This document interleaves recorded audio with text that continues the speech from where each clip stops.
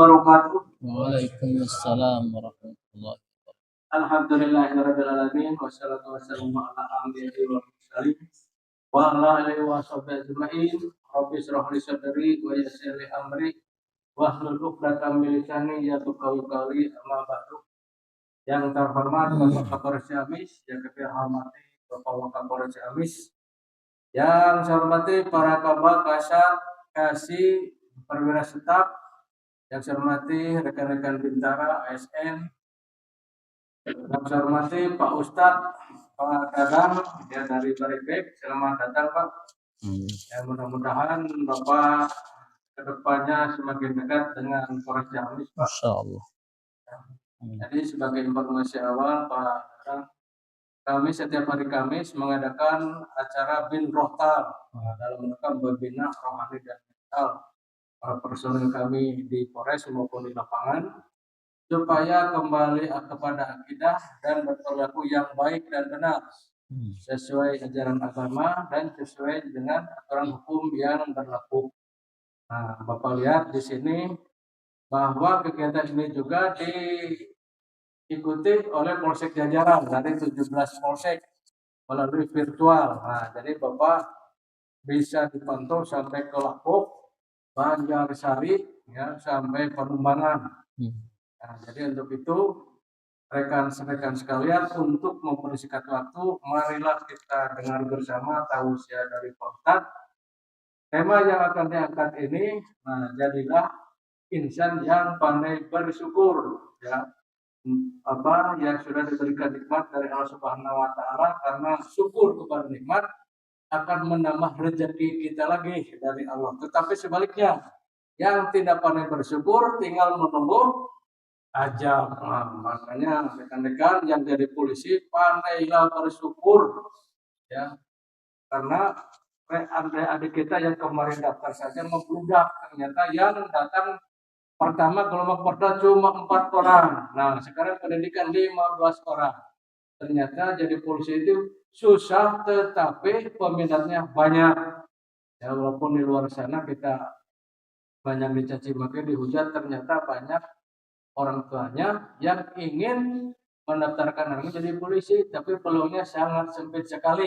Nah, jadi kita harus bersyukur, ya, nikmat yang diberikan oleh Subhanahu Wa Taala, tinggal bekerja dengan baik, ya, dengan keimanan, ketakwaan, kesabaran, dan keikhlasan. Selanjutnya silakan simak bersama tausiah dari Pak Ustadz. Terima kasih. Wassalamualaikum warahmatullahi wabarakatuh.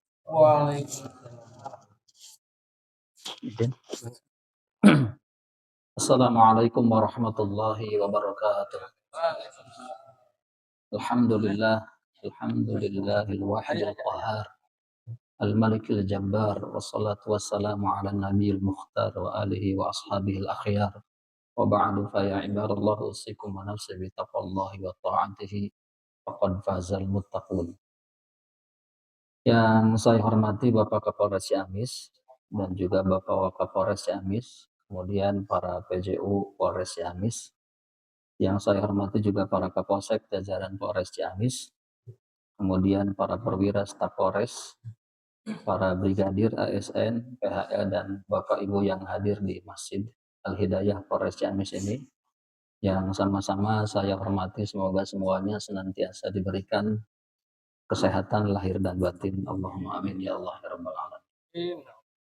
Dan alhamdulillah, bersyukur kepada Allah Subhanahu wa taala, pada kesempatan pagi hari ini kembali kita diberikan kesempatan oleh Allah Subhanahu wa taala untuk banyak berkarya, memperbanyak kebaikan, diberikan kesempatan juga untuk bertaubat kepada Allah, memperbaiki diri, kembali ke jalan yang lurus dengan profesi kita masing-masing. Insya Allah semoga kebaikan abdi atau pengabdian yang kita persembahkan menjadi kebaikan yang diterima oleh Allah Subhanahu wa taala.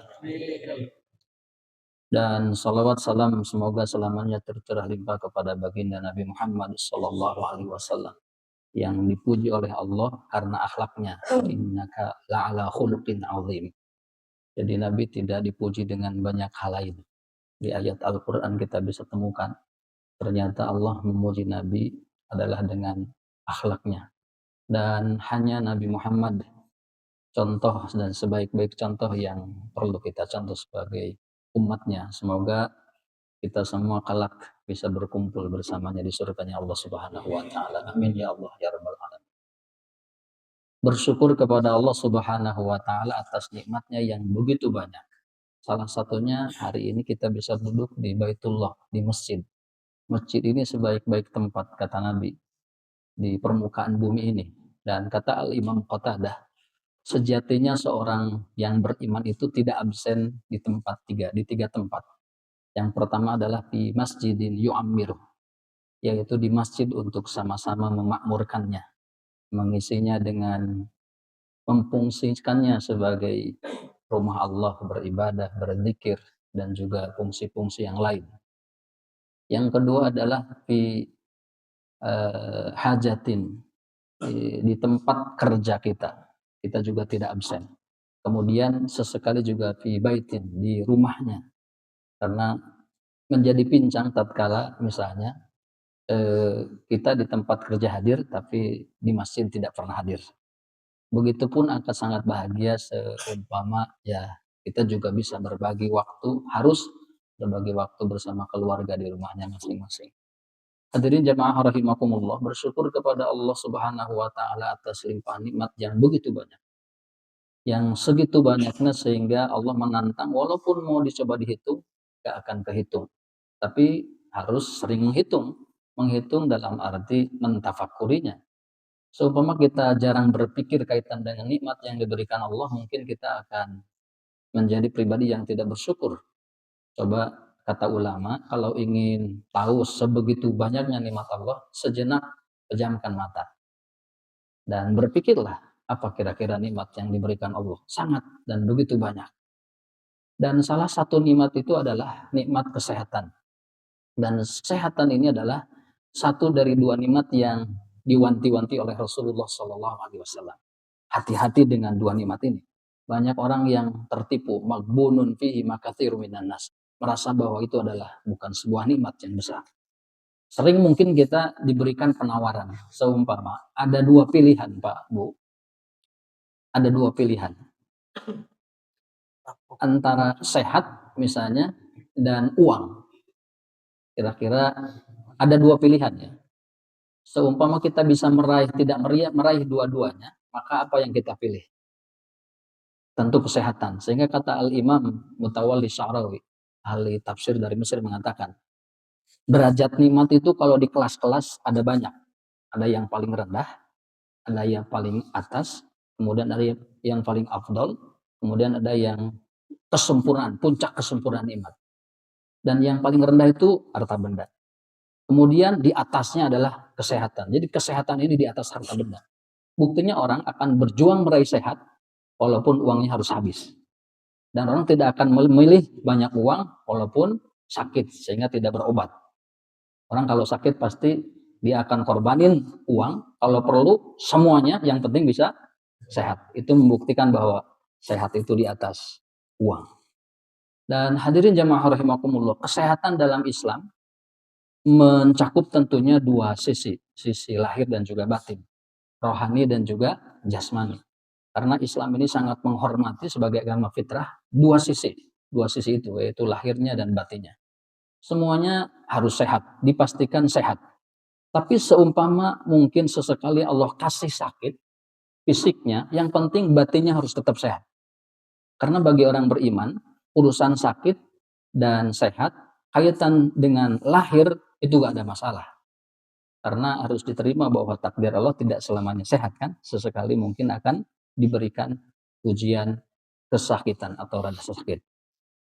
Sehingga sakit tidak menjadi rugi bagi orang yang beriman. Sakit lahir. Karena dengan sakit seseorang bisa diampuni dosanya. Dengan sakit seseorang akan naik di sisi Allah derajatnya karena kesabarannya. Dengan sakit malah kalau sakitnya berkah, orang bisa semakin dekat dengan Allah. Bayangkan. Mungkin ada orang yang sedang sehat. Justru dengan kesehatannya dia semakin jauh dari Allah Subhanahu wa taala. Mungkin gak kenal Allah, gak kenal masjid, gak kenal sholat. Sesekali diberikan sakit, maka batinnya akan berpikir dan kembali pada akhirnya kepada Allah Subhanahu wa taala, memohon ingin berikan kesehatan. Dan yang patut dipastikan sehatnya juga adalah tentu urusan batin kita. Sekalipun sehat batin juga bisa karena sehat lahir. Sehat lahir pastinya juga karena sehat batinnya. Kalaupun tidak diberikan dua-duanya, minimal batin ini harus selalu sehat. Karena kita kalau ke dokter tidak bisa menafikan. Ada orang tua, sepuh-sepuh, bapak-bapak datang ke dokter. Pada akhirnya dia ingin mengatakan seperti ini, "Dok, pokoknya saya ingin sehat." Maka kata dokter biasanya ada satu pesan yang rata-rata diberikan dan tidak pernah terlewat. Kenging seur emutan. Dok, saya kesini tuh bukan mau ngobatin emutan. Emutan mungkin harus ke RSJ ya. Sehat saya dok. Karena mungkin ya pengaruh emutan ini, pemikiran ini, dengan tenang, dengan adem, ayem akan membawa, menyehatkan fisik kita. Sehingga mulai dari kesehatan batin dan juga memupuk menjaga kesehatan lahir, maka insya Allah hidup akan semakin berkah. Dan kesehatan batin ini, kesehatan lahir bisa kita raih seperti yang kita dapat dari guru-guru, bahkan dari mungkin tim kesehatan. Alhamdulillah kalau kita perhatikan, mungkin bapak-bapak sebagai abdi negara kayaknya lebih sehat dari kita, lebih paham tentang kesehatan lahir. Ya, ditambah juga mentalnya terus dipupuk. Mental untuk sehat mental, maka yang pertama puncaknya adalah membina atau menjaga pemikiran agar senantiasa tenang. Bahkan kata Ibnu Sina bahwa ketenangan, tidak tergesa-gesa, stabil emosi, itu adalah separuh dari kesehatan. Artinya kesehatan itu bisa dilahir, kesehatan fisik dari kondisi batin yang tenang. Untuk meraih kesehatan batin, yang pertama, tentunya dengan berzikir kepada Allah Subhanahu wa Ta'ala. Zikir itu ingat. Zikir itu menyebut boleh. Dan ini sesuai sejalan dengan apa yang difirmankan oleh Allah Subhanahu wa Ta'ala yang menciptakan kita. Ingat, yang menciptakan kita berarti lebih tahu, lebih paham tentang kondisi kita. Karena dia yang membuat. Maka kata Allah, ala bidzikrillahi tatmainnul qulub. Ingat, dengan berzikir kepada Allah, dengan selalu terkoneksi diri kita kepada Allah, maka jiwa akan tenang. Karena jiwanya tenang, maka lahirnya pun akan sehat. Berzikir kepada Allah, berdoa. Berzikir kepada Allah, menyebut asma-asma Allah dalam lafaz-lafaz zikir. Berzikir kepada Allah dengan perilaku yang diperlihatkan, yang mencerminkan bahwa dia ingat Allah. Kita bisa melihat seseorang itu dia ingat Allah atau enggak ya. Pergerakannya mencerminkan bahwa seseorang itu ingat Allah atau tidak. Kalau orang yang ingat Allah mungkin pergerakannya akan lebih teratur, tidak sembrono. Jadi zikir itu dengan lisan. Lisan juga melafalkan lafaz-lafaz zikir yang mencerminkan bahwa dia ingat Allah.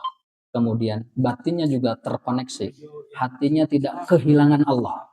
Kemudian perilakunya adalah perilaku yang mencerminkan dia ingat Allah. Kalau orang tidak ingat Allah mungkin perilakunya akan sembrono. Yang kedua, meraih ketenangan batin itu dengan apa? Dengan menjauhkan diri dari perbuatan atau perilaku dosa. Kenapa bisa begitu? Karena Rasul memberikan informasi bahwa karakter dosa itu dua. Yang pertama, mahaka fi nafsik, segala sesuatu yang membuat gelisah. Jadi gak ada ceritanya, gak ada dalam kamusnya orang berbuat dosa hatinya tenang. Maka perilaku dosa apapun itu, mencuri, merampok, maaf, selingkuh misalnya, maaf, nyolong misalnya, itu jangan ditanya, pasti hatinya gak tenang. Walaupun tenang, pura-pura tenang. Karena Nabi yang mengatakan, kalau Nabi yang berkata, yang menyampaikan, maka la yantiku anil hawa in huwa illa wahyu yuha. 100% dijamin kebenarannya. Bukan hoak, tapi hak. Maka Rasul menginformasikan karakter itu satu. Dia akan selalu membuat gelisah pelaku dosanya. Sehingga kalau mau atau orang gelisah itu kadang dibuat-buat oleh kita sendiri. Kenapa berdosa? Jadi kalau mau tenang maka jauhi dosa. Yang kedua, wa karita an yattali'a alaihin nas. Kemudian karakter dosa itu pasti kita nggak nyaman dilihat orang. Maka akan ngumpet-ngumpet. Kan ngumpet-ngumpet itu berarti jiwanya juga gak bakal tenang. Maka yang enak itu adalah hidup yang lurus-lurus saja. Gak perlu ngumpet-ngumpet. Orang ketahuan, realistis, semuanya terbuka. Tidak ada yang disumput-sumput. Itu berarti pemikirannya nanti tenang, tenang, dan tenang. Hadirin jemaah rahimakumullah, maka perbuatan dosa ini ternyata membuat jiwa kita tidak akan tenang. Dan karena jiwanya tidak tenang, maka dipastikan nanti penyakit-penyakit lahir itu akan muncul. Maka mari sama-sama jaga. Dan kaitan dengan dosa ini setidaknya ada 3 dosa, pokok dosa dari setiap dosa. Ini rajanya dosa yang dengan 3 dosa ini akan lahir berbagai banyak dosa dan kesalahan. Kata Nabi, talatun hunna aslu kulli khati'atin. Ada 3 dosa, jauhi, karena 3 dosa ini pokok pangkal dari dosa-dosa anak-anak dosa yang lain. Yang pertama adalah iyyaka wal kibr. Jauhi sifat sombong. Uang jangan merubah gaya bicara. Jabatan jangan membuat juga merubah gaya hidup atau gaya bicara sehingga memperlihatkan bahwa saya tuh sombong. Sombong itu adalah pakaian khasnya Allah Subhanahu wa taala. Kira-kira kalau kita misalnya diberi sesuatu oleh orang lain, kemudian kita bangga dengan pemberian itu, pantas atau tidak? Ya, berarti membanggakan milik orang lain. Sedangkan apa yang kita miliki ini semuanya bukan milik kita. Hatta napas saja, bukti bahwa bukan atau gak ada yang milik kita 100%, napas aja kita hirup, kita keluarin lagi ya. Ada nggak yang terus gak dikeluarin lagi? Dikeluarin lagi, bukti minimal bahwa semuanya gak ada yang milik kita. Semuanya ada milik Allah. Kata seorang ulama dikatakan bahwa manusia di dunia ini satu, tidak ada kecuali seperti seorang tamu. Kemudian yang dibawa, yang diberikan itu hanya pinjaman. Sedangkan kalau tamu, apakah ada yang terus bertamu? Bertamu itu dijamu, dibahagiakan itu batasannya 3 hari. Pribumi berhak kalau lebih dari 3 hari minta kejelasan. Ini gimana? Mau ngontrak di sini atau mana mau? Yang jelas saja. Orang tamu pasti akan pulang kan? Akan pergi. Maka kita di dunia sedang bertamu. Gak ada yang selamanya akan hidup di dunia. Pasti satu saat, entah itu di angka berapa, di usia berapa, pada akhirnya kita akan goodbye ke dunia ini. Inna lillahi wa inna ilaihi raji'un. Kemudian yang kedua, apa yang dibawa, yang ditenteng, yang dikenakan, yang ditunggangi, yang dikendarai, semua itu adalah hanya meminjam saja. Sedangkan yang namanya pinjaman, sesekali akan diambil oleh pemiliknya. Dan bukti bahwa itu semua, maka seberapa banyak pun yang kita bawa, yang kita kantongi, yang kita pakai, pada akhirnya ketika kita meninggal, maka kita lepasin semuanya. Bahwa memang itu semua hanyalah pinjaman anugerah dari Allah Subhanahu wa ta'ala. Jadi yang kedua, dosa kaitan dengan sombong ini adalah, sehingga gara-gara sombong iblis ketika disuruh oleh Allah, wa id qala rabbuka lil malaikati isjudu li adam fasajadu illa iblis. Kata Allah, hormati Adam, hei iblis, semuanya hormati Adam. Maka iblis menolak, aba wastakbara, dia menolak dan sombong. Karena kesombongannya ini gak ada ampun dari Allah Subhanahu wa taala. Sehingga dengan begitu, seumpama kita harus berdosa banget karena gak kuat, mudah-mudahan dosa kita bukan karena atas dasar kesombongan. Karena kalau dosa karena sombong susah diampuninya. Kalau dosa karena nafsu nanti beda lagi. Dan kesombongan itu potensinya banyak. Salah satunya adalah satu, ziyadatul mal. Orang diberikan harta lebih, itu berpotensi sombong. Tapi ada yang diberikan banyak, tapi tetap merendah. Dan merasa bahwa itu semua bukan miliknya. Kemudian ziyadatul mansib, punya kedudukan di warga karena jadi RW, merasa bahwa RT adalah bawahan saya. Maka sombong dengan RW-nya, dengan kepala desa misalnya. Tapi ada yang punya jabatan, dia tetap supel biasa saja, tidak memperlihatkan gaya bicara yang beda, sombong, sayang kepada bawahannya, membina, mendidik, membimbing. Yang ketiga, ziyadatul ilmi, punya kelebihan ilmu, merasa diri sehingga ada yang disebut dengan sok pintar. Kalau kita mau sombong dengan kepintaran, maka ketinggalan. Iblis nggak lebih bodoh dari kita. Tapi karena iblis gak punya adab, ya sehingga sombong, sehingga dibenci oleh Allah Subhanahu wa taala. Kemudian ziyadatul ta'ah, orang merasa sudah banyak kebaikan, itu juga berpotensi sombong. Tapi banyak yang dia banyak kebaikan tetap tidak merasa diri sebagai orang yang baik, tidak merasa diri sudah banyak kebaikan, tetap merendah. Hadirin jamaah rahimakumullah. Jadi yang pertama adalah pokok dari setiap dosa ternyata kesombongan. Oleh karena dosa ini sehingga iblis dikeluarin dan ditolak tobatnya. Kemudian yang kedua al-hirsu, dosa yang patut dijauhi supaya hati kita tenang adalah dosa tamak, rakus. Coba kita perhatikan. Karena tamak dan rakus Nabi Adam yang dibisikin oleh iblis. Ketika Allah bilang, ya Adam, semua yang ada di surga, monggo silahkan. Minuman diminum, makanan dimakan. Semua yang bisa dinikmati, boleh. Wala taqraba hadhihi syajarah. Hanya ada satu yang dikecualikan. Pohon itu jauhi. Jangan deket-deket. Maka kata iblis dibisikin, Adam, yang dilarang itu pasti ada punya kelebihan. Makan, ambil. Nanti kalau kamu makan dari buah itu misalnya, maka kamu akan langgeng di surga. Akan abadi. Maka karena bisikan itu, ramak akhirnya terjadilah apa yang terjadi. Sehingga Adam harus dikeluarkan dari mana? Dari surga dan dipisahkan dari istrinya, Sayyidah Hawa. Tapi pada akhirnya dibimbing oleh Allah dengan kalimat tobatnya, Rabbana zalamna anfusana wa illam taghfir lana wa tarhamna lanakunanna minal khasirin. Dibimbing terus sehingga pada akhirnya tobatnya diterima. Sehingga kalau lihat dosa iblis sama Nabi Adam beda. Iblis sombong, gak ada ampun, tapi Nabi Adam hirsu tamak masih ada potensi diampuni. Sehingga dengan bimbingan Allah, sehingga maka Nabi Adam diampuni dosanya oleh Allah Subhanahu wa taala. Hadirin jamaah rahimakumullah. Ada yang komentar, kenapa Adam kok bisa sampai melakukan kesalahan?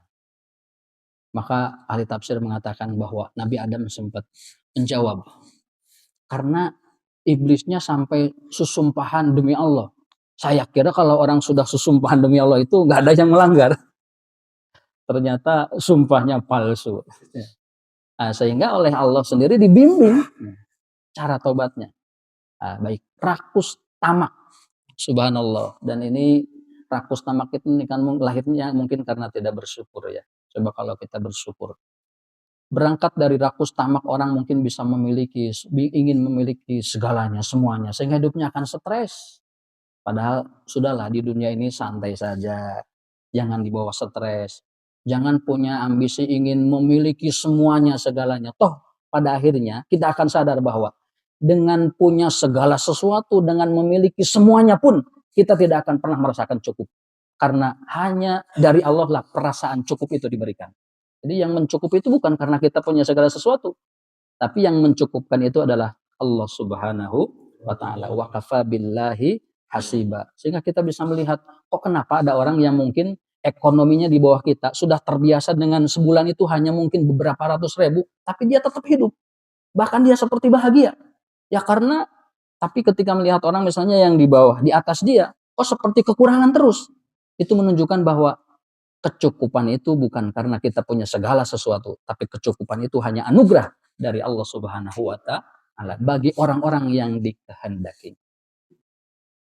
Kemudian yang berikutnya, dosa yang patut kita jauhi dan hindari, yang menjadi pokok pangkal dari setiap dosa yang lain, yaitu al-hasad. Iri, dengki. Dan dengan dosa ini, maka Habil dan Qabil berseteru, putranya Nabi Adam, itu padahal dua bersaudara. Qabil membunuh siapa? Habil. Karena hasud, iri, nggak terima dengan keputusan harus menikahi putrinya yang ini, inginnya yang itu yang dijatahkan untuk Habil, untuk saudaranya. Artinya bahwa dengan hasud orang bisa sampai membunuh gara-gara dosa hasud. Saya iri dengannya. Oh kenapa dia yang harus naik? Kenapa dia yang harus maju? Nggak saya. Akhirnya nih ya, maka dia akan berupaya sedemikian rupa. Sehingga kata para ulama mengatakan begini, aqallun nas rohatan fid dunya. Ada orang yang paling sedikit sekali ketenangannya di dunia, hidupnya nggak tenang. Ternyata yang nggak tenang itu bukan hanya sekedar arwah penasaran. Yang nggak tenang itu siapa? Satu, al-hasud, orang yang banyak sekali iri dan dengkinya. Dia akan berupaya sedemikian rupa. Nggak tenang orang dapat nikmat. Kalau di cerita sama orang yang beli kipas angin, dia yang kedinginan. Orang yang beli kulkas, dia yang ngadeg-deg ya. Bersyukurlah kepada Allah. Dan salah satu kunci kita bersyukur kepada Allah terhindar dari hasud adalah dengan memejamkan mata, tataplah nikmat yang diterima, jangan terlalu banyak menatap nikmat yang diberikan orang lain yang di atas kita.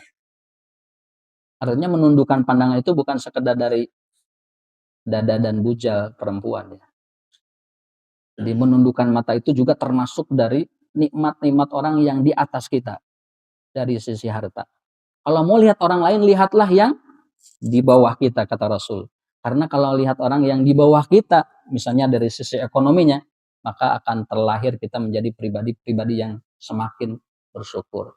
Kasar nama alhamdulillah Pak ya, sakieu mah orang teh alhamdulillah cobalah meninggali madu, tuh kayak tadi ya. Alhamdulillah kita masih gini sudah ngantor di sini, yang lain berjuang ingin dapat posisi seperti kita. Alhamdulillah kita. Adapun mungkin kadang banyak, sedikit, di atas, di bawah, itu sunnatullah. Kehidupan di dunia ya memang harus seperti itu adanya.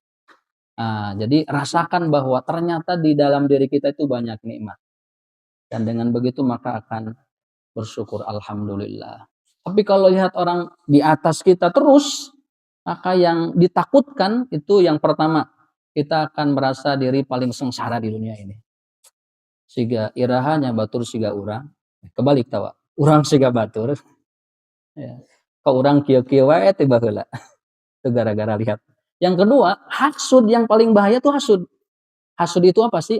Perasaan yang menghantui diri kita yang berbentuk yaitu tidak menerima apa yang diberi Allah kepada kita, dan apa yang diberikan di orang lain inginnya itu lenyap atau pindah ke kita. Kenikmatan yang diberikan kepada orang lain inginnya itu lenyap atau pindah ke kita. Misalnya dia punya mobil baru, ya Allah, bukan ya Allah mungkin ya, kesel banget, kapan ya kira-kira tabrakan tuh mobilnya, atau ngedadak pindah gitu-gitu, gimana caranya jadi milik kita misalnya. Itu orang hasud akan seperti itu. Nah, jadi dengan hasud ini bahaya. Sehingga mending bersyukur kepada Allah Subhanahu wa taala. Maka dengan syukur ini hidup akan tenang, dan hindari dari dosa termasuk dosa hasud, karena dosa hasud ini ya juga bisa melahirkan banyak-banyak dosa yang lain. Orang hasud termasuk tamak, rakus, gak bersyukur, sehingga dia akan mencari jalan-jalan pintas termasuk menghalalkan segala cara. Pada untuk sehat lahir ini juga harus salah satunya diperhatikan urusan makanan. Pastikan bahwa yang kita makan ini sehat, bergizi, dan halal. Bergizi. Halal itu satu dzatiyahnya, yang dimakan itu bukan yang dihabisin oleh Allah di surat Al-Maidah, salah satunya hurrimat alaikumul maitatu waddamu wa lahmul khinzir wa ma uhilla li ghairillahi bi wal munkhaniqatu wal mawqudatu wal mutaraddiyatu ila akhiril ayat. Yang kedua juga pastikan halal dari cara ngambilnya, meraihnya. La ta'khudhu amwalukum bainakum bil batil. Maka cara-cara yang tidak halal, yang sekarang lagi santer, yang menjadi tema dakwah yang fokus oleh Kementerian Agama, salah satunya adalah dengan cara apa? Judi. Itu hanya akan membuat diri tidak akan tenang, karena cara yang tidak dihalalkan. Allah sudah tegas di dalam Al-Maidah 90:91 bahwa di balik judi dan minuman keras ada dua misi iblis di situ. Yang pertama, ayyuqi'a bainakumul adawata wal baghdha. Iblis ingin menanamkan sifat-sifat kebencian dan permusuhan. Kemudian di situ iblis juga wa yasuddakum an dzikrillahi wa anis shalah, supaya pelaku-pelakunya itu jauh dari salat, jauh dari ibadah, jauh dari mengingat Allah Subhanahu wa taala. Maka karena rakus, orang bisa menghalalkan segala cara, tapi dengan bersyukur insya Allah sikap kita akan semakin terjaga. Amin Allahumma amin ya Allah ya rabbal alamin. Semoga kita senantiasa diberikan hidayah oleh Allah Subhanahu wa taala. Hidayah ini petunjuk, saking penting. Maka apa yang kita minta, kalau kita perhatikan di dalam surat Al-Fatihah yang tidak pernah kelewat ya, selalu kita meminta ini dalam sholat. Ditempatkannya dalam sholat lagi. Ihdinas siratal mustaqim. Minta petunjuk kepada Allah akan supaya dibukakan jalan yang lurus bagi kita. Dalam duduk bainas sajdatain, antara dua sujud, kita juga tidak lupa meminta hidayah lagi. wahdini wa'afini wa'fu anni. Wahdini, minta apa itu? Minta petunjuk dari Allah Subhanahu wa taala. Dalam kunut minta permintaan pertama, permohonan pertama malah Allahumma dina fi man hadait. Memohon apa itu? Lagi-lagi memohon hidayah. Sehingga hidayah ini penting, petunjuk ini penting. Dan jangan lupa bahwa hidayah ini juga diperuntukkan salah satunya bagi orang-orang yang suka memakmurkan masjid.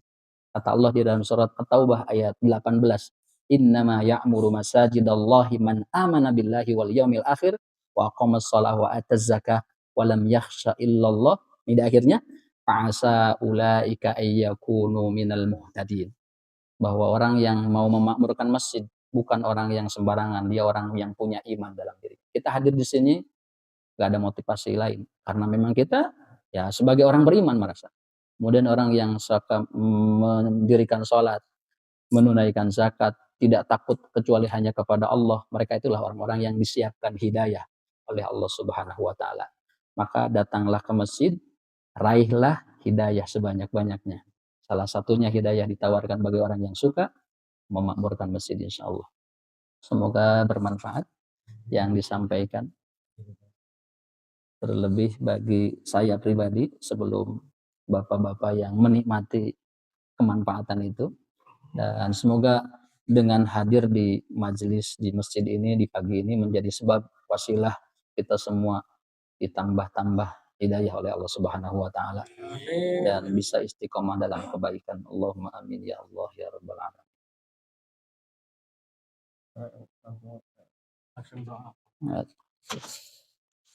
Bismillahirrahmanirrahim. Allahumma shalli ala sayyidina Muhammad wa ala alihi washabihi ajmain. Amin ya Allah ya rabbal alamin. Bismillahirrahmanirrahim. Alhamdulillahirabbil alamin. Allahumma shalli ala sayyidina Muhammad wa ala ali sayyidina Muhammad. Allahumma ja'al jam'ana hadza jam'an marhuma wa tafarruqana min ba'dihi tafarruqan ma'suma. Allahumma inna nas'aluka al-'afwa wal 'afiyata wal mu'afata ad-da'imata fid dini wad dunya wal akhirah. Rabbana la tuzigh qulubana ba'da idh hadaitana wa hab lana min ladunka rahmatan innaka antal wahhab. Allahumma hdina wahdi bina waj'alna sababan liman ihtada. Rabbi ja'alni muqimas salati wa min dzurriyyati rabbana wa taqabbal du'a. Rabbana hab lana min azwajina wa dzurriyyatina qurrata a'yun waj'alna lil muttaqina imama. Allahumma la sahla illa ma ja'altahu sahla wa anta taj'alul hazna idza syi'ta sahla. Rabbana atina min ladunka rahmatan wa hayyi' lana min amrina rasyada. Rabbana atina fid dunya hasanatan wa fil akhirati hasanatan wa qina adzabannar. Wassallallahu ala sayyidina Muhammad wa ala alihi washabbihi wasallam. Subhana rabbika rabbil izzati amma yasifuna wa salamun alal mursalin walhamdulillahi rabbil alamin. Salukal ijabata bisirril Fatihah. A'udzu billahi minasyaitonir rajim. Bismillahirrahmanirrahim.